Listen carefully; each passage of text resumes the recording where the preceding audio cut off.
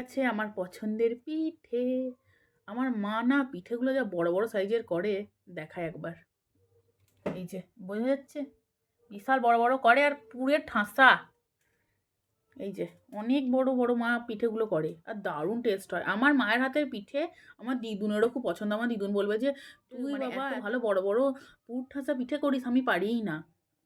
আমার দিদু সত্যি পারে না এত বড় বড় পিঠে করতে, কিন্তু বাকি রান্নাতে আমার দিদুন সেরা। এই যে আমার এখনই লোভ লাগছে যে কখন হবে আমি একটু গুড় দিয়ে খাবো।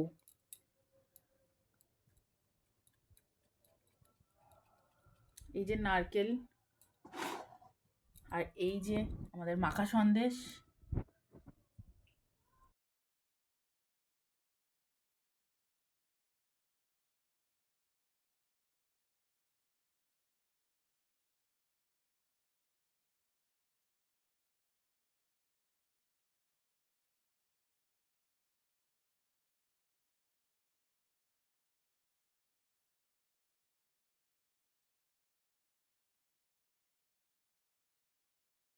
এটা সন্ধেবেলায় মা সেই করেছে আর আমি গরম গরম নিয়ে বসেছি।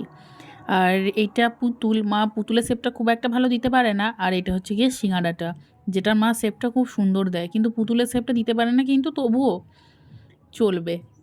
আর আগেই তো বললাম মা অনেকটা বেশি ভরে ভরে পুর দেয়, যেটা না আরও বেশি দ্বিগুণ স্বাদটা বাড়িয়ে দেয় পিঠেটার। দারুণ মজা লাগে খেতে। সকাল সকাল পিঠে নিয়ে বসে পড়েছি।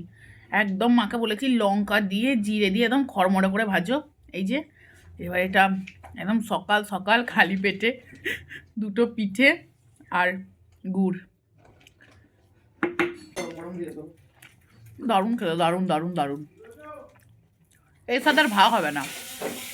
সেদ্ধ পিঠার থেকেও আমার এই ভাজাটা দারুণ লাগে, লঙ্কা দিয়ে বেশি বেশি করে লঙ্কা দিয়ে এই ভাজাটা, বেশি করে শুকনো লঙ্কা দিয়ে খড়মড়া করে এই ভাজাটা দারুণ টেস্ট লাগে, দারুণ।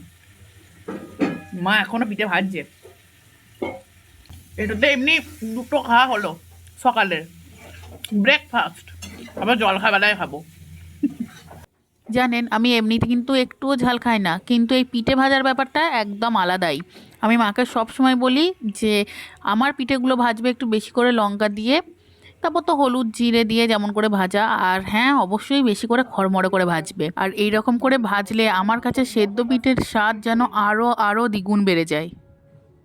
কারণ এই বেশি করে শুকনো লঙ্কা হলুদ জিরে দিয়ে ভাজা ঝালঝাল পিঠের সাথে গুড়ের স্বাদটাই যেন আলাদা।